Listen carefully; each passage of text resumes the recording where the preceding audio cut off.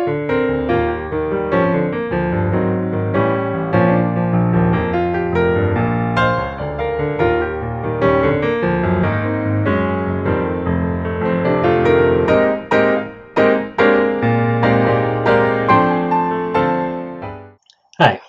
today I'd like to talk to you about this pen. I'm actually really excited to take a look at this pen because it is a very cool Mont Blanc Heritage 1912, Heritage Edition 1912, and it is a safety pen. Now, in the past, I reviewed a vintage safety pen on J. Whitworth that I'd restored. This is very different in mechanism, but still has the same basic principle of all safety pens: is that the nib sits inside the barrel until you use a mechanism to raise it or lower it back in. So when I do the parts, what I'm going to do is I'm going to look at the parts of the pen, and there I will really talk more about the differences between the vintage safety pen and this one, and we'll look at all the parts of this pen, of course. Then I'm going to give this pen some ratings out of 5, and I'm going to rate the design, the comfort, and the writing experience, and then I'm going to do a writing sample, and then we're going to be done. And this is a pretty cool pen, so I'm excited to take a look at it. Okay, let's take a look at the parts of the pen. We'll start with the cap. So at the top of the cap, you'll see, unlike most Mont Blanc pens, which is black with an inset white snowflake, it's white. And if I cover the light a little bit, you'll see it's a white snowflake in a field of white under a clear dome. I think it's very cool. It's a kind of a modern and different take on the traditional Mont Blanc snowflake top in a very different type of pen. It's inset into the cap, which is precious resin. It's got these lines all along here, kind of like texture grooves cut into there. You have the clip, which is platinum plated. Nice, it's got a kind of facet there and facets down there, and nice and firm gripping. The band here is split across there, has a Mont Blanc snowflake in there, and it's split across here, and it is a solid, non-tapered, just a straight profile heading down to there. And then we have the barrel of the pen, and the barrel of the pen feels like it's made of metal, honestly, which would make sense. There's lots of mechanic stuff going on in there. And so nibs hidden inside, we'll talk about that in a second. We have the threads for putting on the cap, which, even though it's metal, they're not sharp at all. It slightly tapers up to there and then goes in. There's a line here, which is where the cap ends when it goes on. And then we have the grooves here, kind of matching the grooves around the cap. And that's texture because you're going to be turning this to lift the nib in and out, and also to work the piston. And we have the end cap here. There's a kind of a line engraved in here, and then tapers down, shiny end. Now take a look at this nib. So you turn the mechanism, and the nib gets pushed out. Turn again, the opposite way, gets pulled in. Now this is very cool. So instead of this being any kind of cartridge converter or anything like, say for example, I believe both the Vanishing Point Pilot and then the Lamy safety pen, I can't remember what it's called. Both those ones are cartridge converters, I think. I know for sure the Vanishing Point is. And both those ones actually have a mechanism that has a door here, which covers up the nib. This is open, you can see it.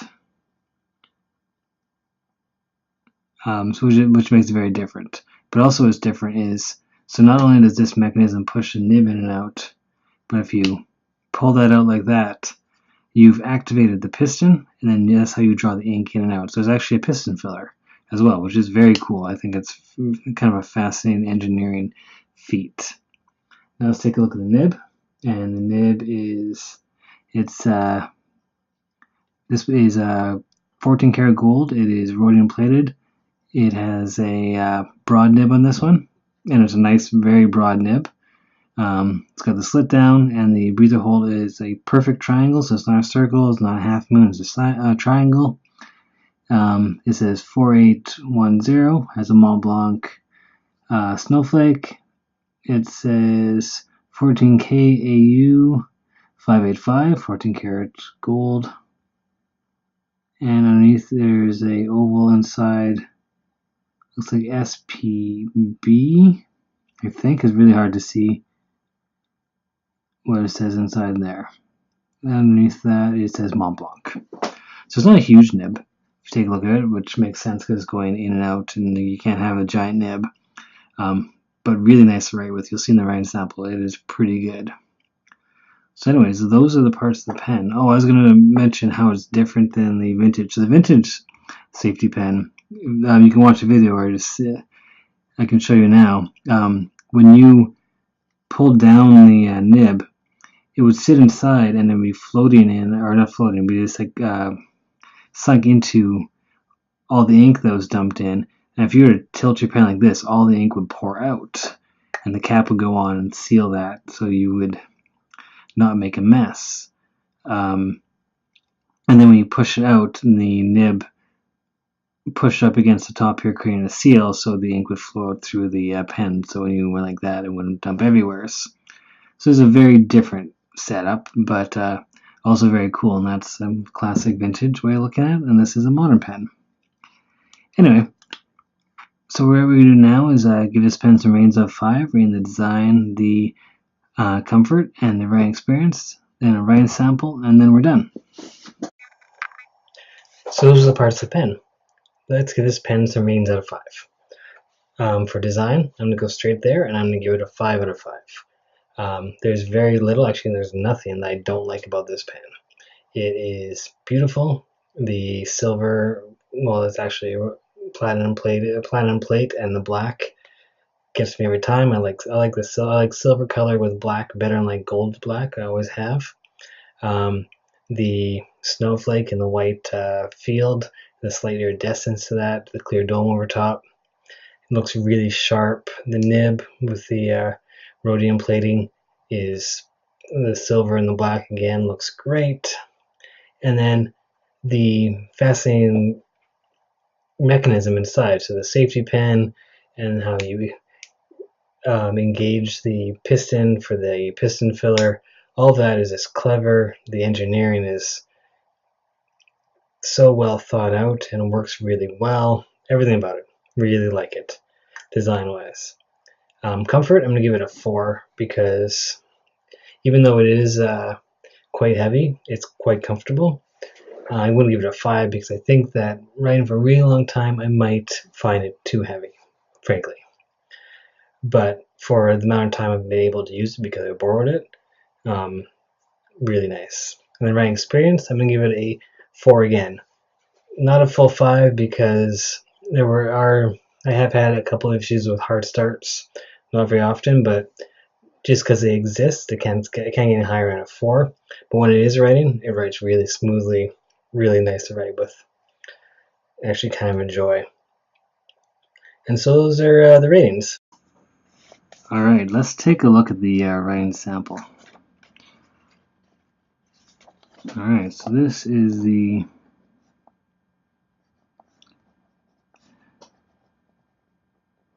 Mont Blanc Heritage 1912. It's got a broad nib, and the ink inside is Mont Blanc Shakespeare, which is quite a nice red. I like it.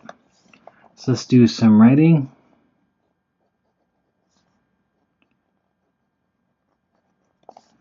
Quick. Oh.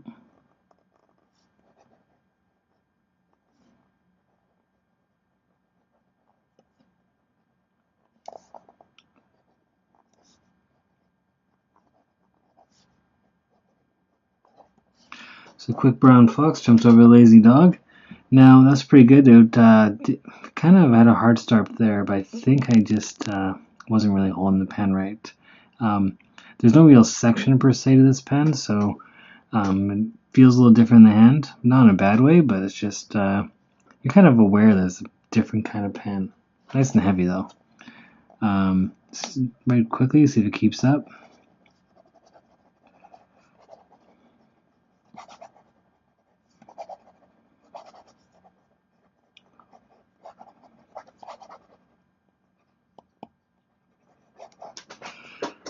Alright, so going really fast like that, I think I got a little ahead of the feed, which, well, if you're going to be scribbling, that's something that can happen. So I'm not super concerned about it, but that did just happen. But let's try it again here.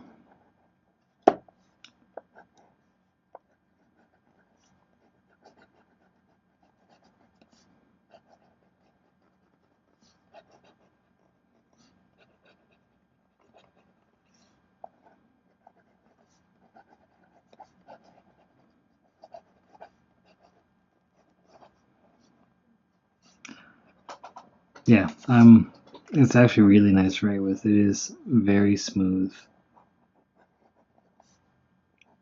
kind of buttery, nice and wide. Let's see how wet is it. It's reasonably wet. I find that reds feel drier than other inks. I'm not sure if that is actually the case or it's just my imagination, but it definitely feels like it. And this is a very broad nib, as you can see here.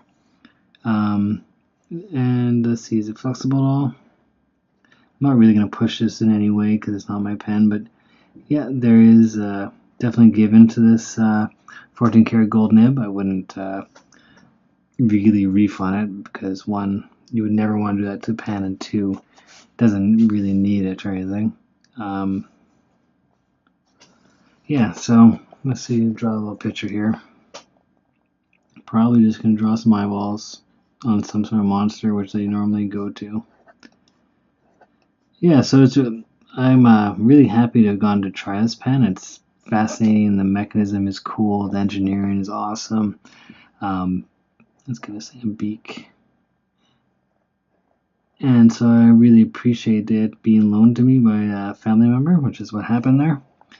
And let's be honest, this isn't an inexpensive pen, so it's unlikely that I would have had a chance to otherwise. So I'm actually really happy to get this chance. Yeah, it's a very cool pen. It's actually, I'm not sure if I mentioned earlier, but it's a limited edition, I believe, so it's not like there's a infinite number of them in the world, which I kind of like the idea of. Weird monster bird thing. Yeah, this is not bad. Oh, can you write in the reverse? You can. It's scratchy, unpleasant. Why would you want to do that? I do not know. Anyways, so if you like the video, hit the like button. Feel free to subscribe. I have lots of videos. There are lots more to come. In the meantime,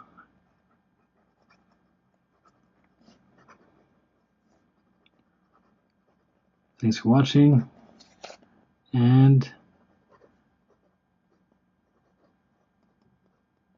goodbye.